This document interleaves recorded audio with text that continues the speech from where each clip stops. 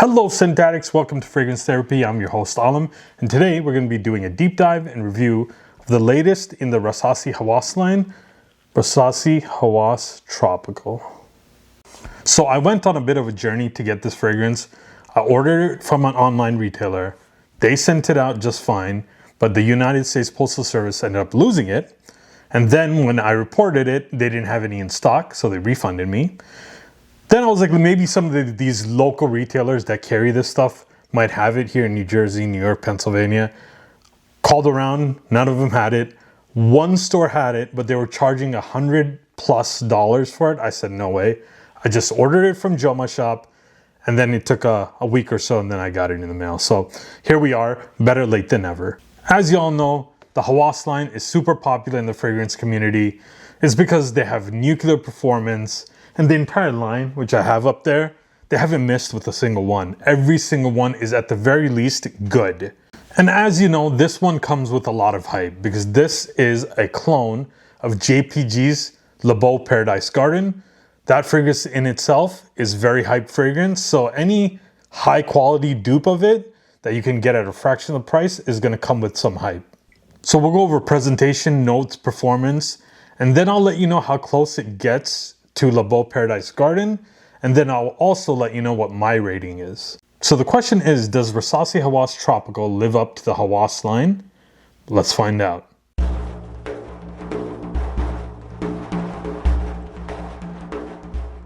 First things first, let's talk about presentation. This thing comes in a typical Rasasi Hawas box, but albeit with a very beautiful aqua green color. Typical presentation, you get that snake theme that for some reason the entire Hawas line, the caps all have the coiled snake on it, but that's what they started off with and they've continued with that. So the bottle comes in a typical Hawas design as well, but with a very beautiful bluish green color. It does give you off that tropical vibe. It's probably the closest one is the Hawas Ice. It looks similar to this. This one is like a gradient with like dark blue to clear, but they both share that white cap, if you see. I believe those are the only two. I think those are the only two in the line that have the white cap. I mean, look at this thing. It almost looks drinkable. Like you pour it in a glass of ice and put a little umbrella in it and just sip on it at the beach. And this clearly says tropical in front with the color scheme and the name. It sets the expectation. This is going to be a warm weather tropical fragrance, reminiscent of like a beach vacation. So let's get this on strip and see how it smells. Nice atomizer.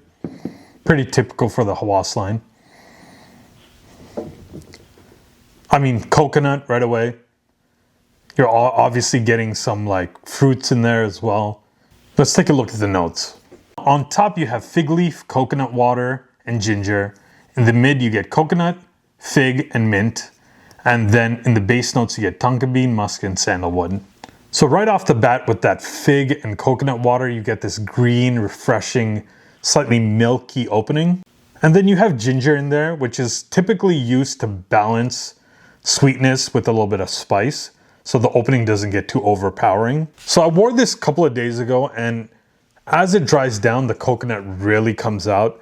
That's when you get like a really creamy, realistic coconut, not the kind of artificial coconut smell that you get in some other fragrances. And that slightly jammy fig that's in there really complements that coconut really well.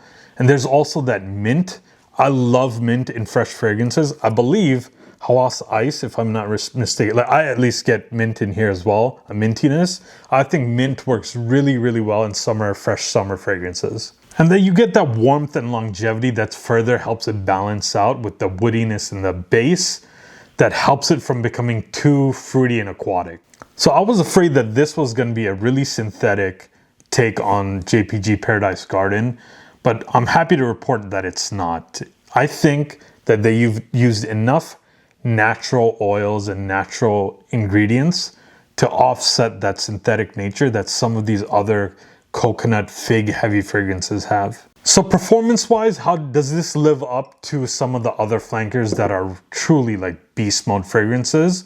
Well, you have to keep in mind that this is truly a summer freshy fragrance. So you have to set your expectations, but even for that, it still packs a pretty decent punch. You'll get a pretty strong projection in that first hour. You will create a scent bubble. You will leave a trail. After that, it settles down a bit. As far as longevity, I got 6 to 7 hours max. Again, pretty decent for a summer freshie. Not nearly as beast mode as some of these other Hawas fragrances. But again, you have to remember, for this type of DNA, you tend to not, especially if they're using natural ingredients and natural smells, they don't tend to last long. But this did perform better than I was thinking. As far as versatility, we're looking at summer and warmer spring days. This is not something you're going to reach for in, say, the fall or the winter, but it is perfect for that summer beach vacation, beach outing, day at the park type vibe. So who is this fragrance for? Honestly, I'm not a big believer in age groups and all that stuff that people get into. Wear what you like. I do get that certain fragrance types are more popular amongst different age groups, but anybody can wear this. And as long as you like coconut heavy, tropical aquatic fragrances, you'll be just fine as long as you're using it in the summer or spring. So the question is, how close does it get to Paradise Garden? I'm gonna say it gets pretty darn close. I'm gonna say 90 to 95%. Up close, you might smell a bit of a difference, but in the air, honestly, it's almost indistinguishable. And quality-wise, I think they're about on par. Maybe the JPG is a bit stronger up front. Maybe it lasts a tad bit longer, but nothing crazy. And I honestly think this is good enough that it could replace, if you really like Paradise Garden, but you want to get it on a budget, this could replace Paradise Garden in your collection. The minor differences in performance are more than made up with the cost difference. And with this one, I think Rasasi took the approach, let's try to get as close as possible to the original Paradise Garden. No twist here. We're going to try to make a one-to-one clone. And in that sense, I think they hit it out of the park. So let's talk about my ratings. Objectively, this is a quality fragrance.